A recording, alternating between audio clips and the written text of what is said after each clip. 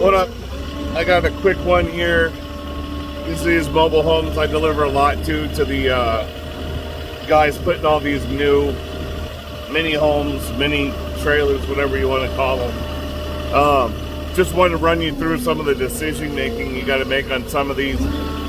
These guys like me to go beyond curbside every single time because they don't want the stuff out to get stolen. So I'll run you through what I got to go through on this one real quick and show you what's going on here.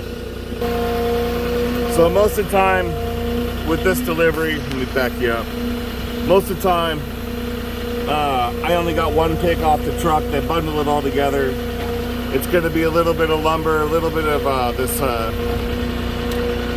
some kind of siding.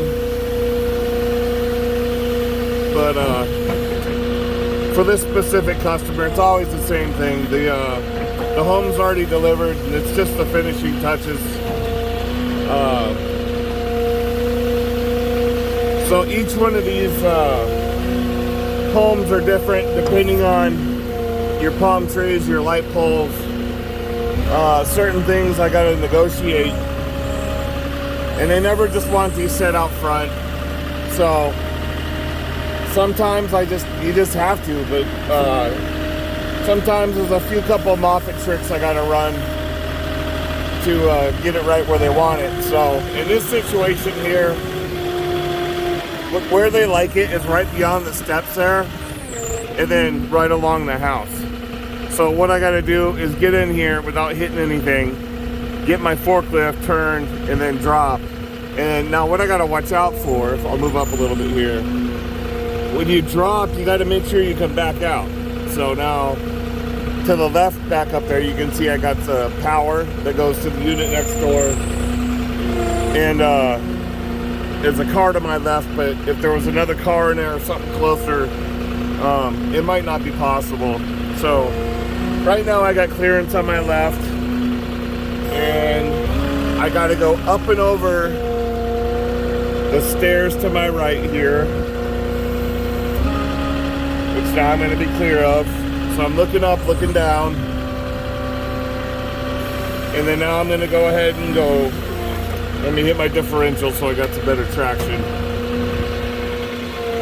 I'm gonna go ahead and go down with it. And now I got plenty of room to back up and drop this exactly where they want it. So we get left a little bit here.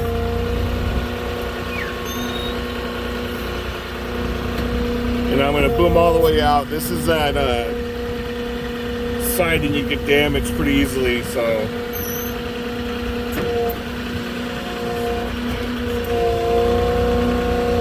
I'm on dirt, so I gotta be careful backing out with my forks. I tip down coming out. Now in this situation, I'm just gonna back out the same way I came in.